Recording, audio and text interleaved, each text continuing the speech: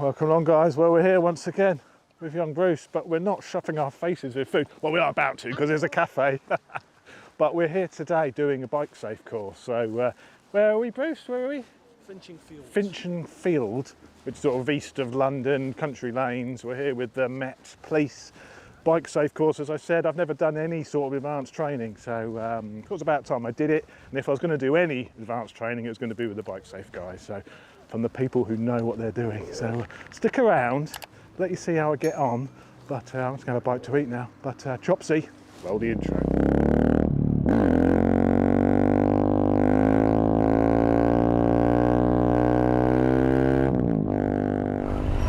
Welcome along, ladies and gentlemen. Today I am out with the police. Oh yes, I'm finally doing a little bit of advanced training.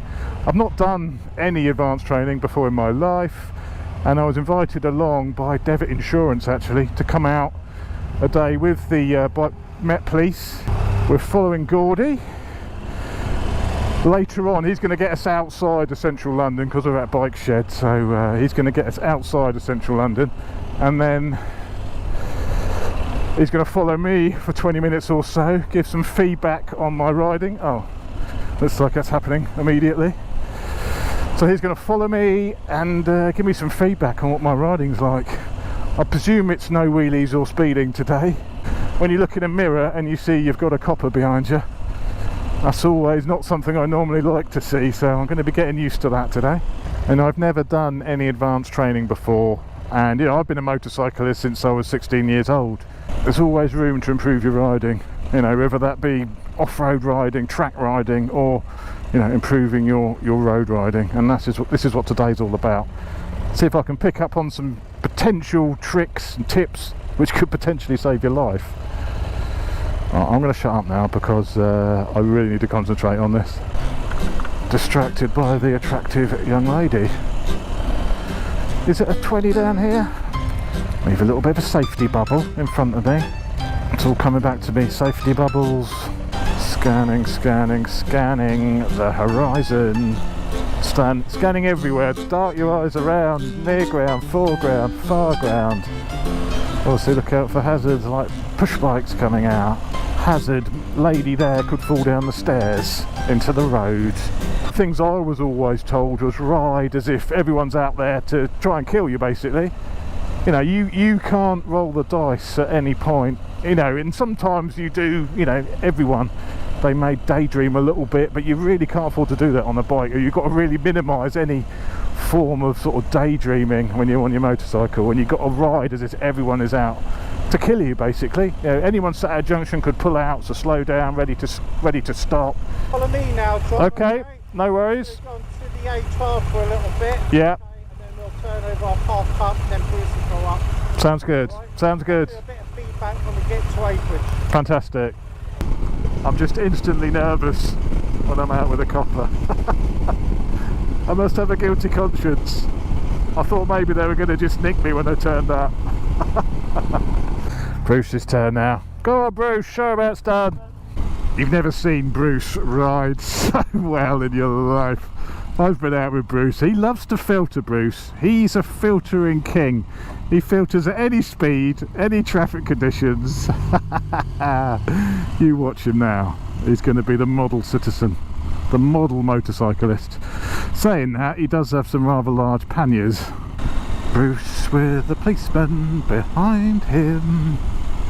Watch out, Bruce, you got a copper behind you. Riding into London this morning, I've realised that it's a different kettle of fish riding in London.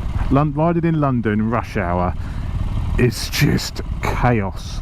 You know, I had people pull out. I nearly got knocked off twice on the way into London today, and it sort of said, well, obviously if I nearly got knocked off, I wasn't riding defensively enough. You know, I wouldn't have had close calls if I'd have been, you know, riding more carefully, being more aware, and I thought I was. So, you know, there's always room to improve your riding. Oh, come on, Bruce, you could have overtaken there. You could have overtaken. This guy's stepping out into the road. Oh, well, that's it already. Those RTs, I wonder if we get to have a go on that. Get the blues and twos on. This is not the normal riding I see from Bruce, so this is way more careful. Way more careful than what he normally is. He's definitely trying to impress here. Oh, what's this chap? Come on, get round there. Oh, speed camera, what's the limit? 30? Maybe it's not 20. Bruce is getting much longer than me following. He's obviously needs more help than I did. I had a very short follow. I obviously realised straight away that I knew exactly what I was doing and there wasn't need for any more following. Bruce is obviously needing a lot more supervision here. He's got a lot more things to say about Bruce, obviously. They've got these positions called position 1, 2, 3. You know, position 1 being on the left hand side of the road, 2 being in the middle and 3 being on the outside. And you know, when you're going through a set of bends, position yourself in position 3 for left-handers and then move across to position 1 for right-handers, just to increase your visibility through a bend, basically. So left position 1 for right-handers, keeping your line of sight, you know, your stopping distance into account. Position 3, and you know, basically so you can see around the corners. Also, if you're, you know, going round a right-hander and you're on the outside of the road, if you're leaning around the corner, your actual body could be over the wrong lane, even though your wheels are in the right lane. If you're, you know, if you're hanging on to the right over a right-hand corner and you're in position 3 on the right-hand side of the road, your actual body can be in the way of oncoming vehicles. Even though your tyres are on your side of the road, you can be hanging over the right-hand side. So that's one reason, you know, to stick to this positioning.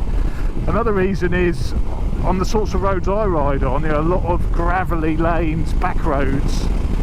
You'll find that if you're not travelling in the car tracks, if you like, you're going to get all the gravel, and you're much more likely to see some gravel and be thrown off the bike, you know. Whereas sticking with where the car tyres go, you know, it's going to be as clean as possible because the cars have been running over that area of road, so most of the loose gravel will be worn off. Bruce is just showing off now. He's just showing off, isn't he? I think we're stopping at this Shell garage to have a little bit of a chat about our riding, to see what he thinks to how we did.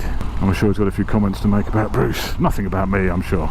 Start with you, John. How was it for you? Bit nervous at first. When you were behind me, I definitely had that. He was watching me. I got a copper behind me. You know, I was took me a little while to get over that. But so we're looking at safety. Was there any elements of where you thought that you were unsafe or that you could improve on? Perhaps a little bit close at times to cars in front. Maybe the safety bubble and all that. Maybe I was sitting a bit too close up behind people in traffic. When we were moving, your 2-second rule was okay. And I know in London, and I don't know if you guys do a lot of town riding, you might be. It's a different mindset.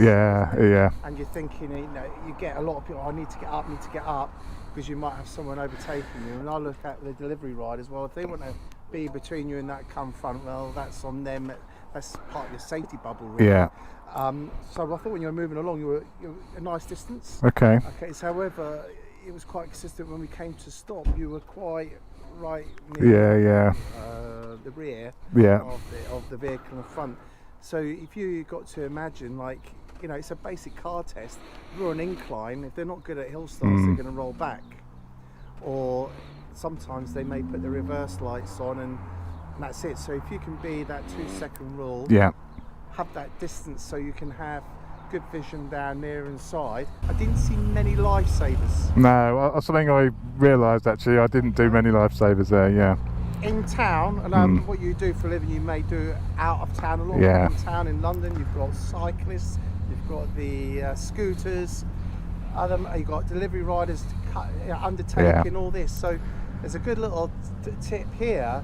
It's if, say for instance, in your pedestrian control crossing, you might have the countdown, 12, 11, 10. That's a good time for maybe you to go, I'll do my mirror, lifesaver, mirror, lifesaver, be in gear, and then obviously it's 3, 2, 1, go. Set to go. Does that make sense? Yeah, it does. But apart from that, you know, it was nice and tidy. You dominated your road. It didn't give me any moments where I've gone, God, you know, that was, that's always a bonus then, What about you, Bruce, then? So when, I think it was all right. I think it was all right.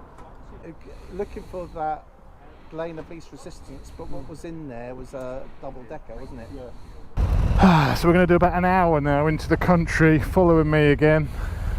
A few more country lanes now, you know, out of the city. About that road positioning I was talking about.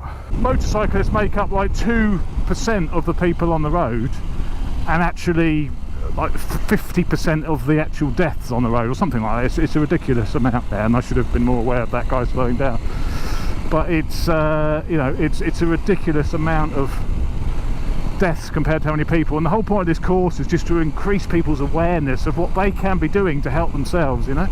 And it's really valuable, and it's about 100 quid to do it.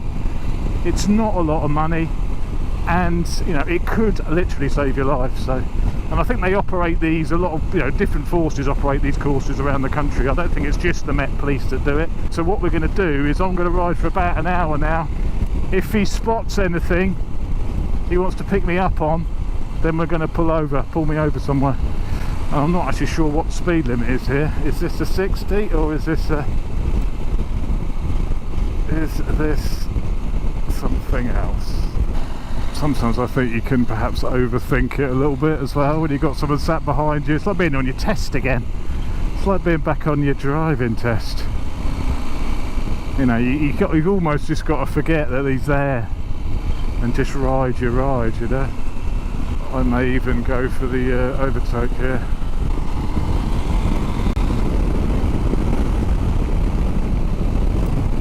I'm not covering the rear brake on my foot again now. Too close. It's a fail. It's a fail. Yeah, I'm definitely not good enough on my lifesavers, for certain. Oh, you're gonna have to overtake now. It's always when you come to do an overtake, you're like, oh, it's gonna be perfect. He's watching me.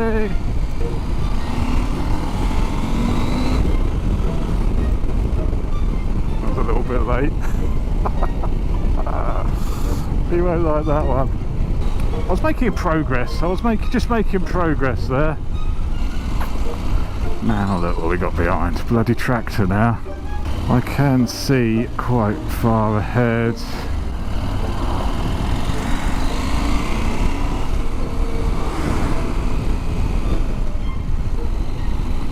Come on, you're going to overtake there. Surely you can see everything coming. I don't get too aggressive in my manoeuvres. If he's not overtaking in that situation, I'm going to get criticised for going for that overtake if that's the case.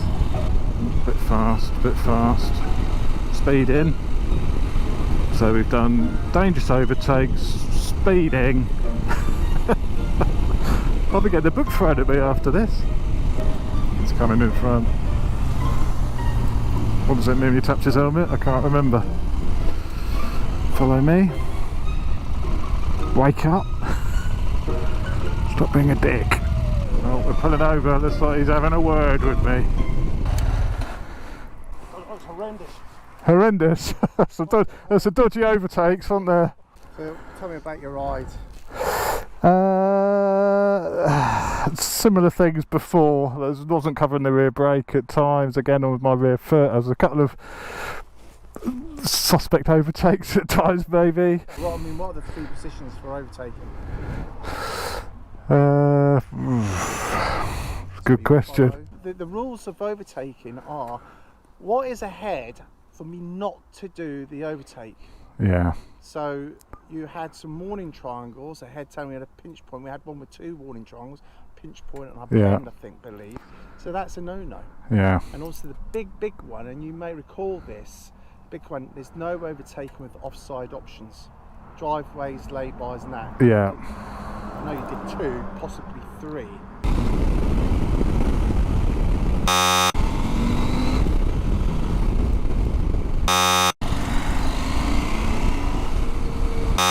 On our police course, if you'd done what you'd done on there, that would have been bye-bye. Yeah. That would have been it. And you can be waiting 2 or 3 years for that. Yeah, really. It's a safety issue. Yeah. All right.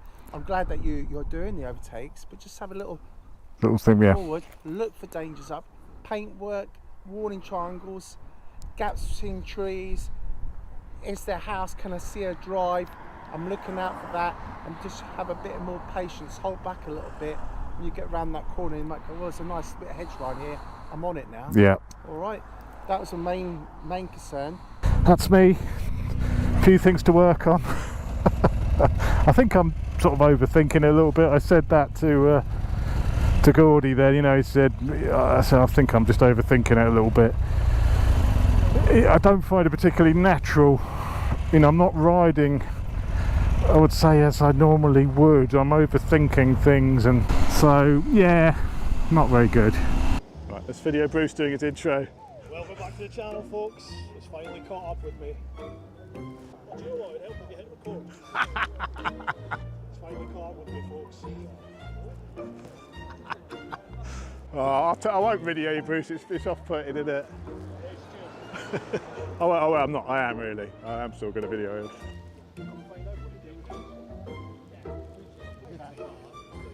Fish finger butty.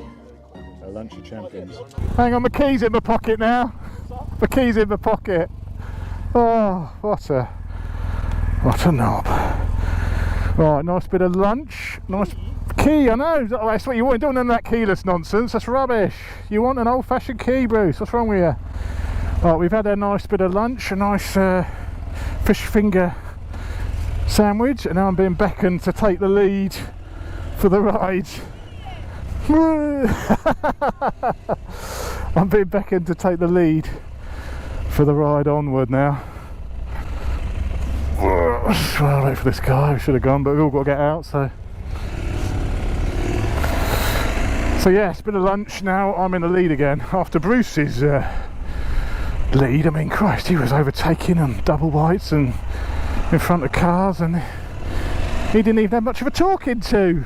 So there we are, bike safe course. I've really enjoyed the day out. I do feel like I've learned something. You know, there's a lot of online tutorials you have to do before the actual day, so there's a lot of videos to go through, learning about, you know, the different processes which are going to be employed, and you know what sort of checks you should be doing, positioning.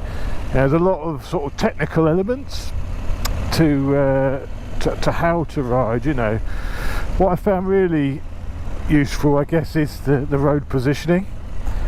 I mean, I tend to do position myself in that 1-2-3 way to a degree, but not all the time. When I'm on like little country lanes, I may do that a bit more, but I think it makes sense to do it all the time. So that was probably the main thing I've taken away from this, you know. And I've been riding for 25 years, and there's still something I've come away and learned, you know, as I've never done an advanced sort of course like this before. So yeah, I do recommend it. I really do. You know, training is never a bad thing, and I think the bike safe courses with the police, they know what they're talking about. Old bills on motorcycles, they know what they're doing. So if I'm going to do any sort of advanced training, this is perfect for me. If you wanted to then take that further, because you could do, you know, the IAM, is it, the Advanced Motorcyclist, IMA, is it, IRA? There's various options if you do want to go further, but this will do me from a training point of view. I'm not one of those, but you know, it's always good to learn a few more tips and tricks, which could one day save your life. You're going the wrong way, Bruce. Straight on. A big thank you to actually Devitt Insurance, who put this event on today. Devitt and Bike Safe work together, and if you do the Bike Safe course, you can get 10% off of your Devitt bike insurance. So have a look at Devitt, check out Bike Safe, and yeah, it's been a great day. Lovely weather, lovely people, very, very enjoyable. Thanks for watching, guys. See you next time.